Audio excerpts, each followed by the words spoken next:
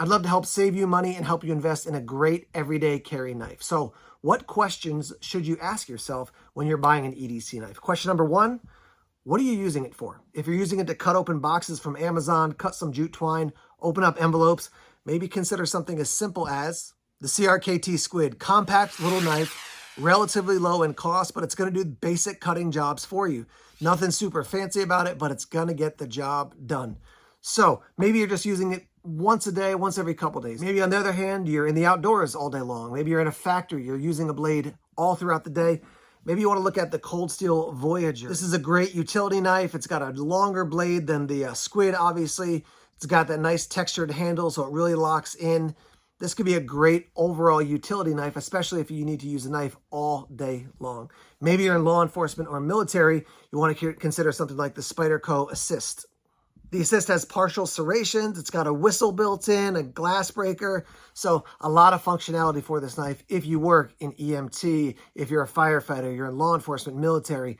So asking the question, what are you using the knife for? That's where you got to start. For me, the Benchmade Griptilian has been a go-to for years. It's a great utility knife. So I can use it in the outdoors. I can use it in the office. I can use it at home. Lots of different ways you can use this knife. It's been a favorite of mine for years. Now, in addition to each question I ask you, I want to give you a tip as well. So here's one to remember. It's easier to do small knife tasks with a large knife instead of large knife tasks with a small knife. If you have a big blade, you can choke up on it and do some of that detail work. But if you need a long blade to slice through something, if all you have is a 2 or 3 inch blade, you're just in a tough spot. So remember, it's easier to do small knife tasks with a large knife as opposed to large knife tasks with a small knife. The second question to ask is, who are you buying it from? Whether it's the manufacturer or the retailer. Let me give you an example. This is the Benchmade Griptilian. This is a smaller version than the one I just showed you. Great little knife, but Benchmade offers a variety of different, basically warranties, and they'll sharpen this knife for you for the life of it. You send it back, they'll sharpen it, clean it up, they'll send it back to you, and it's like $5 or something like that. So consider the company that you're buying it from, and that might be the manufacturer or the retailer as well. So there's one example of a company that I've had good interactions with, not as a reviewer, but as a knife owner. Here's another example. This is the flat iron from Gerber. Gerber years ago was in a tough spot because they were producing so much stuff overseas. People were getting frustrated with them. So they brought a bunch of their manufacturing back to the US. Not all of it, but a bunch of it.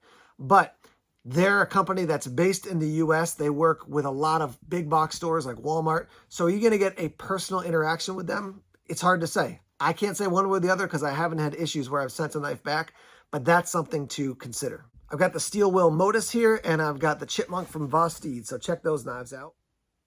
Here's what I can tell you. I used to work with Steel Will, and they were a great company to work with, but I haven't talked to them in years, and I don't know a lot about how they back up their knives. So I would do some research before I bought a Steel Will, especially if I'm going to invest a lot of money in it.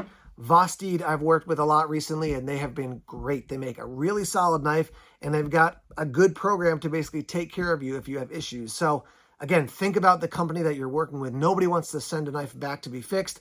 But if you have to, is it going to go back and then never come back to you? Are they going to say, no, we don't back it up? Or are they going to back up their product? Here's my second tip for you is that do some research on what people actually say about their interactions with companies, not just what the company says online.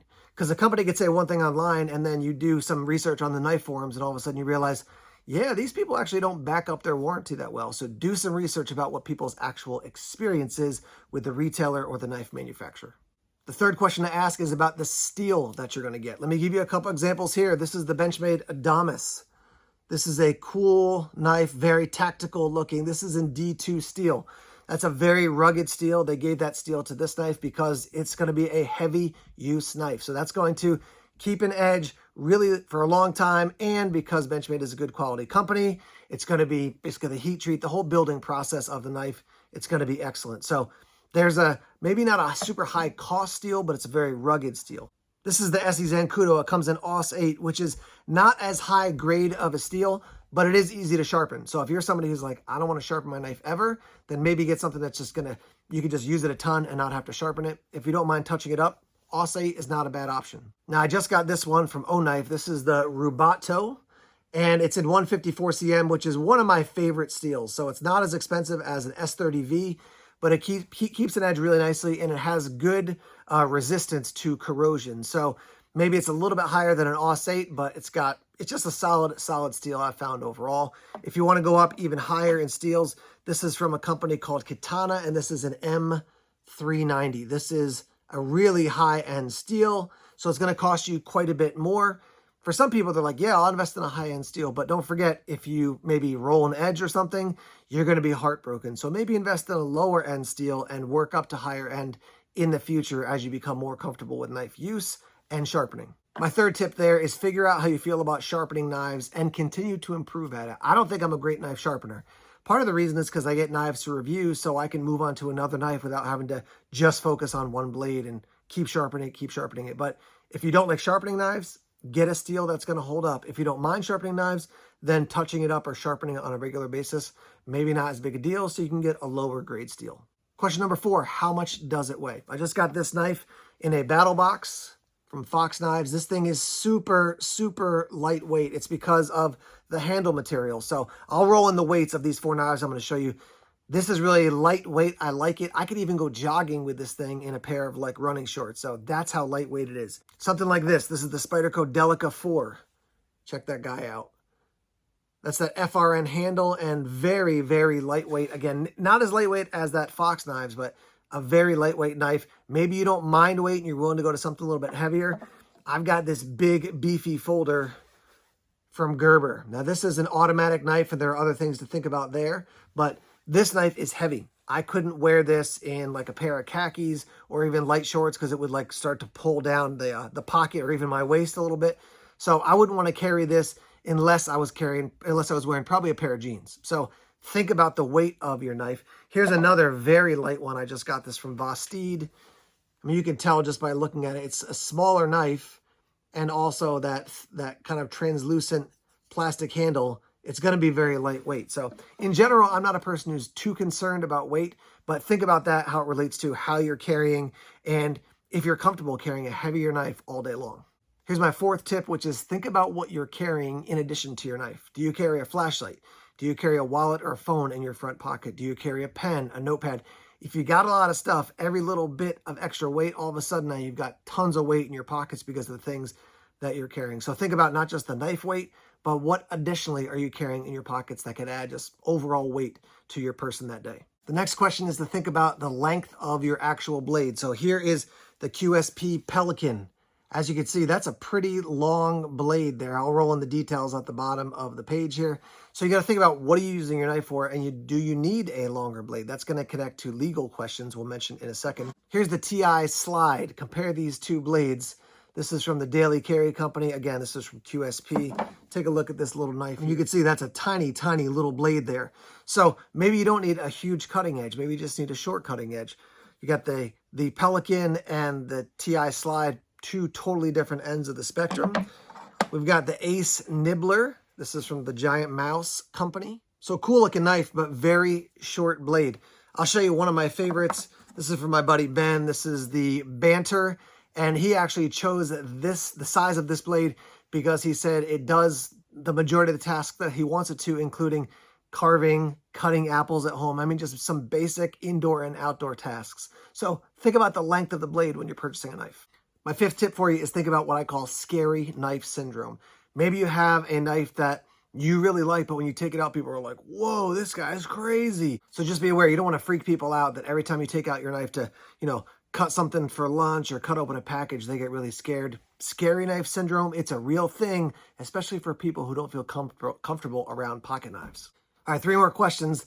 The next one is, do you like the knife? Is it fun? So I'll give you a couple examples. This is from Bestech. It's a very interesting looking blade, and I like it a lot.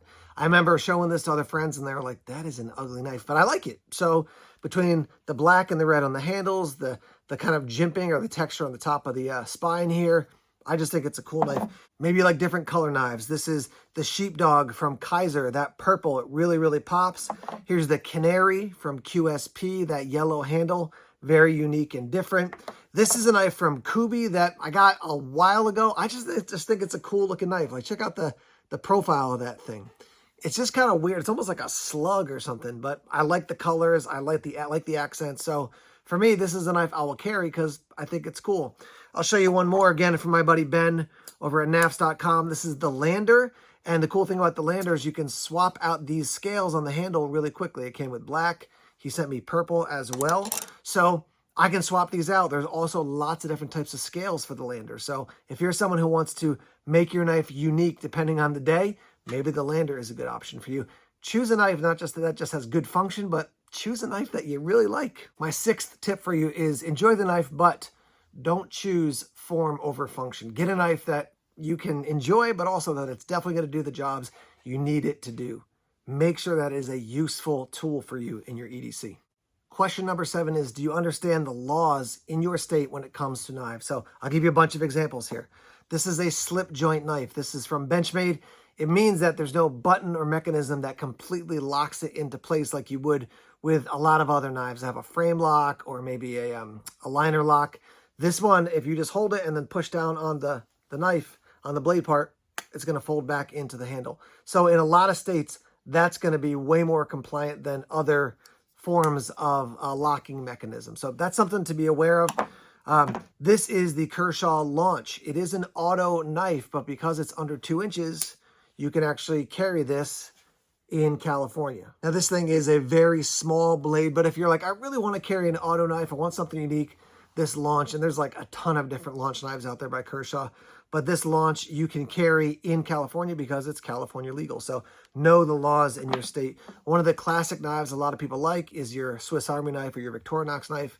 Cool thing about this, again, it doesn't have any locking mechanism, at least on these basic kind of Boy Scout style Swiss Army knives.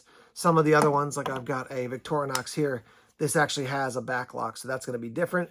But your basic Victorinox knife is going to not have a locking mechanism. I guess you can call the slip joint a locking mechanism, but it doesn't lock in, so you have to press something out of the way to unlock it. So that's generally going to be safer for you.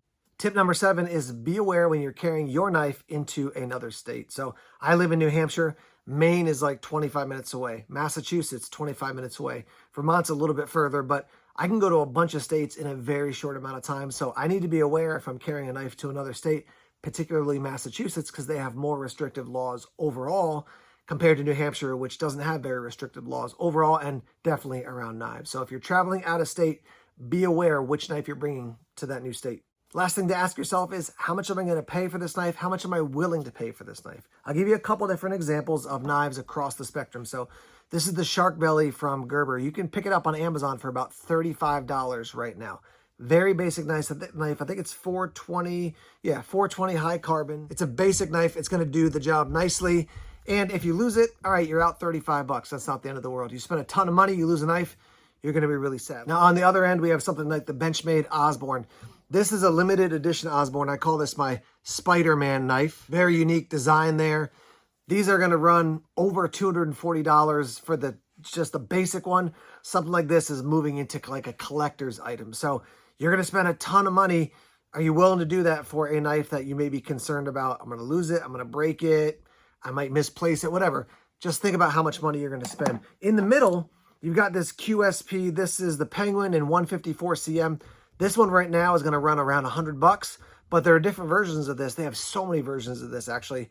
You can get this for like $40, and you can work your way up to spend a ton of money on it. So think about how much money you're willing to spend. For me, when I invest in a knife, I'm definitely saying, what am I going to be using this for? And am I going to keep it for a long time? Or is this something I'm like sort of interested in? If I'm going to buy a knife and I'm like sort of interested, I'm always thinking, does this have resale value? Because if I don't want it, I can sell it and make a bunch of my money back. Here's my last tip for you. I encourage you, be willing to invest a little bit more in your EDC knife. I think you're going to be happier as opposed to being a real penny pincher and then you get something that you don't like and you're never going to use. Now, what are you carrying? Leave a comment down below and let us know what you EDC. And here's another version talking about everyday carry gear that you should have with you every single day. Take care.